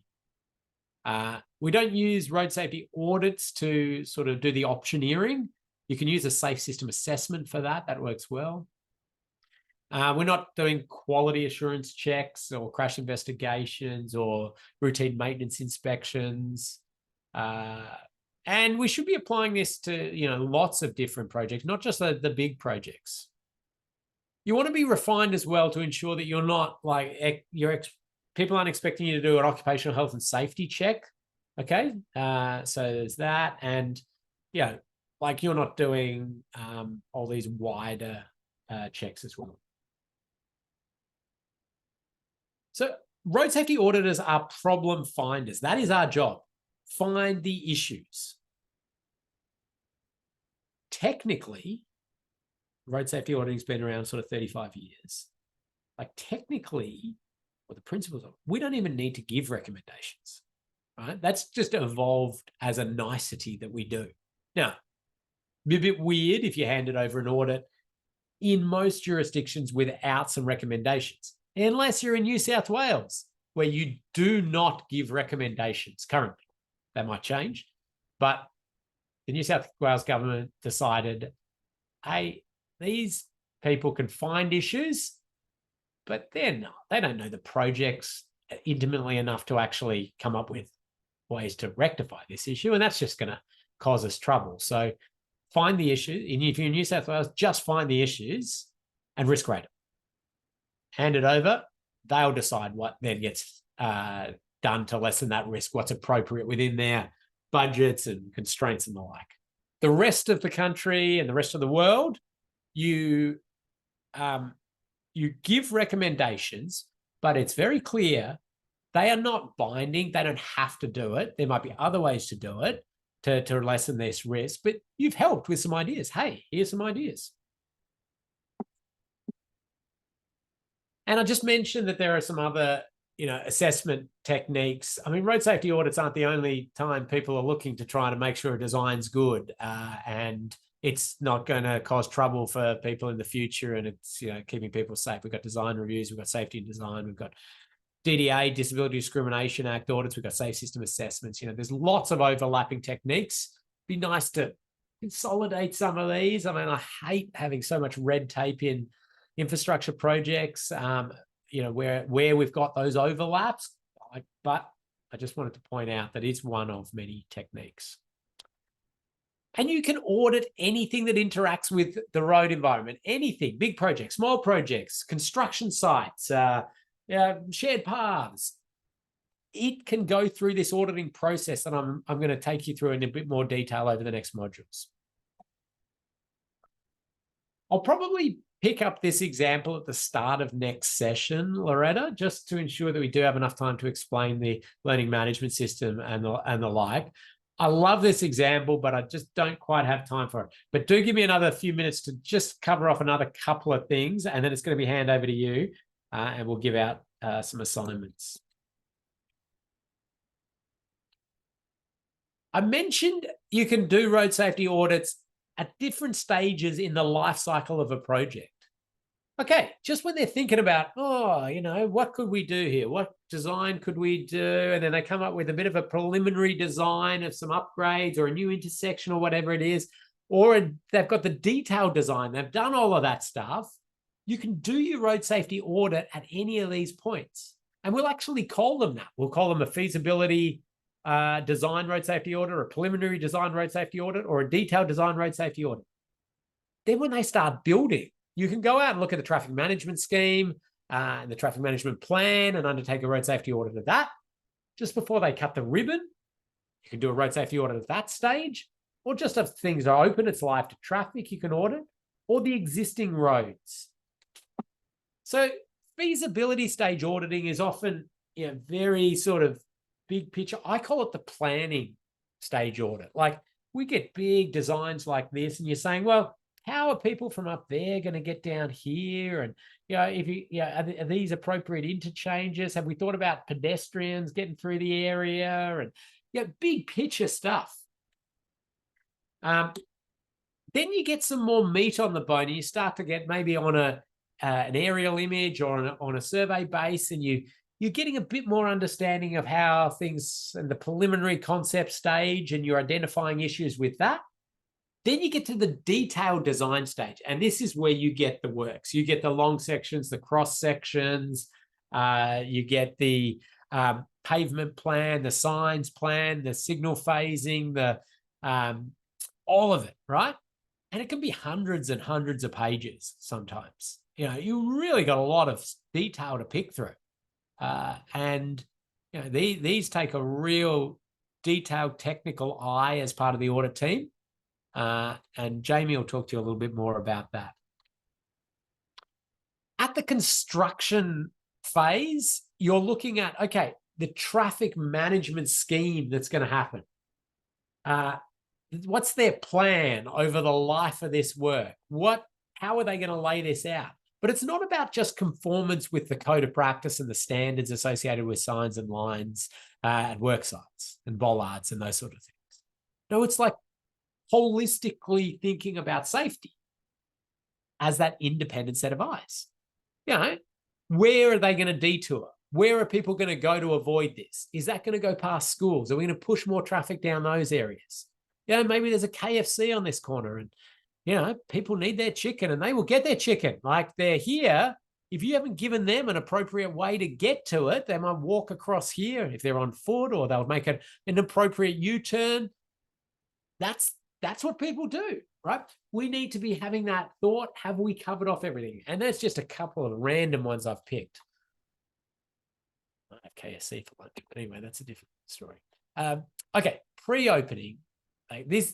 These are actually quite rare because you basically have to have a new road built which doesn't have live traffic to it. And that's not often. Like, usually it's sort of these brownfield sites and you're sort of working within traffic and bits and pieces. But this is a brand new bypass of a town, not open. And you go through and you'd walk it and you drive it and you check, did they put the the barriers installed right? If they put the guideposts in the right way around, or they got the right colored RRPMs in. I mean, major geometric issues here. Like, it's unlikely they're actually going to be changing those. And you'd hope that would have been picked up along the journey. If there were, you'd still report it, but it'd be an interesting one. Quick prize for somebody who can identify this. So post-opening is really, a lot of the time it's live to traffic. Just in the days after they've sort of finished, and you get out there and you do a final check. We'll go with line marking. Renuka was in there just first. Yes, so our line marker has got their stencil around the wrong way, upside down, where we're letting somebody do a right turn, somebody do a straight there. We've got a forced conflict. But these things happen. They shouldn't happen. Surveillance officers should have picked that up. The line marker itself should have picked it up. I assume the designer did not design it this way. That's just a mistake. But, you might pick up these sorts of things. And existing conditions audits are when there's something existing. It's been there for a while. So if it's just open, that's a pre-opening or post-opening audit. But if it's been there for a while, you'd have a look at it. And the last thing is what I call a thematic audit, which is this is where you take a particular road user and you really hone in on them. Every audit should consider every road user.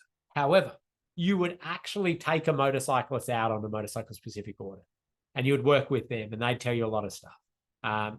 But in a normal road safety audit, you would also think about motorcycles, but you just wouldn't have that extra attention. And, you know, you'd walk, you'd maybe take someone in a wheelchair, you'd ride for a cycling audit, and the like. Okay. Loretta's about to jump you into the learning management system to show you things, but your assignment for this week is you will be given a topic.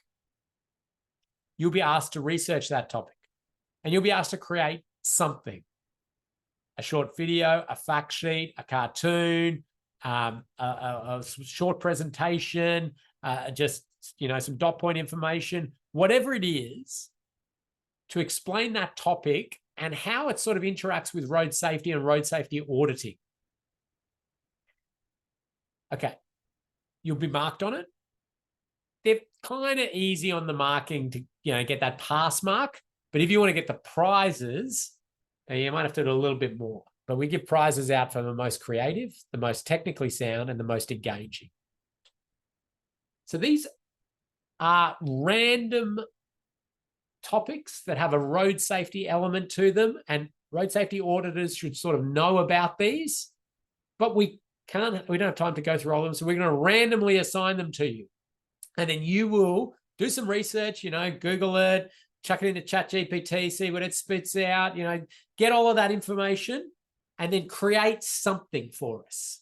And as I say, if you're going to have a crack at a prize, you are, you know, be creative or be really technically sound and be engaging, but it could be anything you want. All right. Now, Loretta's going to give you your topic. We will email this to you anyway. And then she's going to show you in the learning management system how to actually submit your assignment. Sorry, Loretta, I've only given you 4 minutes, 3 minutes. That's okay. All right. Can everyone see my screen? Yep. I've got a spreadsheet up. All right. So I've got Yes. everyone's names here. I've got a list of topics, but I'm going to do a random selection. So drum roll, I'm filtering through and I'm going to stop. All right. That's everyone's. Awesome. Okay. So We will what I email that will to you. Yeah, Okay. exactly. Oh, super elevation, Danish So- offsets. It's all good stuff. Oh, paste it Oh, that's all straight right. in. Disregard that, but I'll send that through on an email so everyone's research topics are there. But I'll go through the LMS very quickly. So most people have logged in already. So yeah, as I can see. But basically, once you log in, you'll get to a dashboard. Whether you're doing multiple courses with us or just this one, you'll see this course pop up so you can view the course. And of course, there's the welcome page, gives you the link to everything. Everyone, or not everyone, a lot of people have already introduced themselves. So thank you. It's great to sort of, you know, get to know people in the group. Just here, there is a little video if you had a chance to watch that. If not, yep, it doesn't take too long, just 10 minutes, I think it is. Some resources. So Ken has made reference to a few things that you will find here, but you'll also find them throughout the modules as well. So as we go through the learning management system, sort of each module as it is approaching, you'll have access to each module. But just here quickly, you've got a few sort of references and of course the Ausroads guide there. The module 1 section. So here you've got quite a lot of videos, of course, the PDF slides that Ken has gone through today. So you can click through those and watch those videos. So the research topic assignment and a quiz. So I'll just quickly let you know you do need to click on the quiz and complete the quiz. So you do get 3 attempts and you do need to get at least 8 out of 10 or that 80% mark. So you just click on attempt quiz and answer those questions. So in regards to the research topic, I will upload those topics that we just selected on that random generation on that spreadsheet. So I'll upload them here so you will be able to see that. So I will send them on an email and I will also ensure that it's available to you through this section here in module 1. So Ken, did you want to explain that any further? No, I think we are about to get over time, so anybody can email if they're confused. You'll get that topic. Just if you're struggling, just reach out to us if you can't find information, but you should be able to Google and find most of this. Yeah, so try and do the quiz immediately in regards to the assignment. The due date is there Friday. We are flexible, we understand that things come up, but I'm just going to point out for anyone from Transport for New South Wales. So anyone that's part of Transport for New South Wales, you may not be able to upload your assignments in the LMS because of your strict firewalls. So if you're having issues, don't fret. Please email us at training and we'll upload it for you. Okay. Anything I've missed there, Ken? No, and we're right on time. Thanks, everyone. Log in a bit early before next session. Chance to win a prize. Thanks for all the awesome input. Thanks, Loretta. Bye. Thank you. Thanks all. Bye.